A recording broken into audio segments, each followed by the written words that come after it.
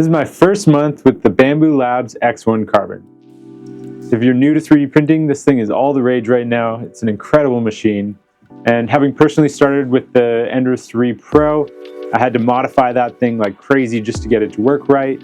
And then switching to some slower Key-Tech 3D printers that just worked. This one kind of falls right in the middle for me.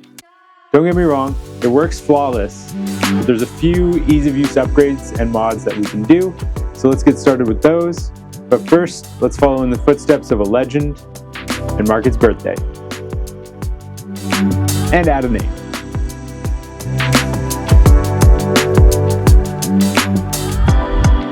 First upgrade is a poop chute. Super self-explanatory, but this printer does multicolor and multi-material prints, and in between each change, it extrudes a little bit into what they call the poop chute, and that just falls out the back side of the printer. So we've 3D printed this, what looks kind of like a shoe, and the filament just lands in the back and comes out of the side so it can easily be cleaned up. Next up is a Y-splitter. Basically, the AMS feeds into the printer. We just have this in the back so that you have the AMS into one port, and probably I'll have one going from the dehydrator directly into the second port just to make it easier to switch. As you may be able to tell from the enclosure behind me, noise matters to me a lot, so I always try to get this thing as quiet as possible. So as recommended by the internet, I've got a paver stone to put this printer on top of, which is supposed to cut down on vibrations and make it even quieter. So I printed a riser to put the AMS on top so that you can take the glass plate out really easily. And then this one also has some improved lighting underneath, which I'm quite excited for. I ordered a lighting controller that will arrive here soon. Another AMS upgrade is some little cool containers that will hold desiccant to keep the filament while it's in the AMS nice and dry.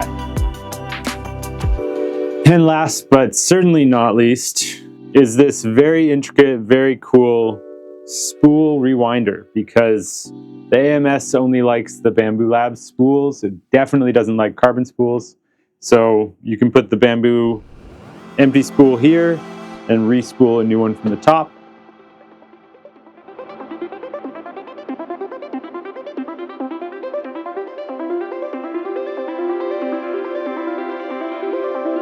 Overall, after a month, I've been very impressed, as expected, with this printer's quality and speed.